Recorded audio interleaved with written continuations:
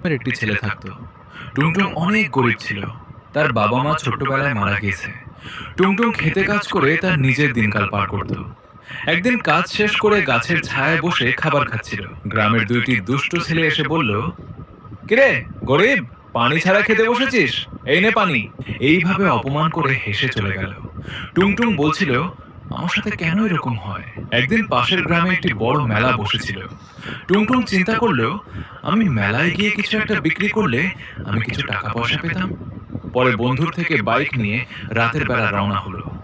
একটু দূরে গিয়ে একটি ট্রাক এসে তার গাড়ির সাথে অ্যাক্সিডেন্ট করে সারা রাত লাশ ওইখানেই পড়েছিল।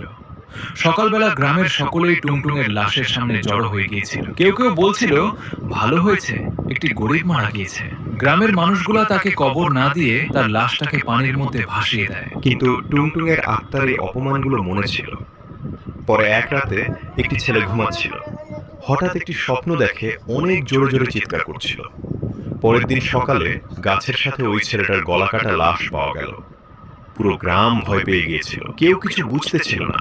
পরে এক রাতে একটি আওয়াজ শোনা যাচ্ছিল এবং সকালে দুইটি ছেলের লাশের টুকরা পাওয়া গেল এবং ওই রক্ত দিয়ে লেখা ছিল, ক্ষুধার্তদের সাথে খেলো না। পুরো গ্রাম ভয়ে কান্না করছিল। পরে গ্রামের এক বৃদ্ধ লোক বলল, যখন থেকে টুংটুং মরে গিয়েছে তারপর থেকেই এই সমস্যাগুলো হচ্ছে। আর কেন হবে না? আমরা কখনোই ওর মনের কথা বুঝিনি, সকলেই ওর উপরে রেগে যেতাম, শুধুমাত্র এই জন্য যে ও ঘরে ঘরে গিয়ে খাবার যেত। বয়স্ক লোকটা আবার বলল, আমরা সকলেই গিয়ে জিজ্ঞেস করি ওর কি লাগবে। হে টুংটুং, আমরা কি করলে তুমি আর এই গ্রামের মানুষদের হত্যা করবে না? টুংটুং এসে বলল, যারা ভিডিওটা দেখছে লাইক ও সাবস্ক্রাইব করে দিলে আমি এই গ্রামের আর কাউকে মারবো না।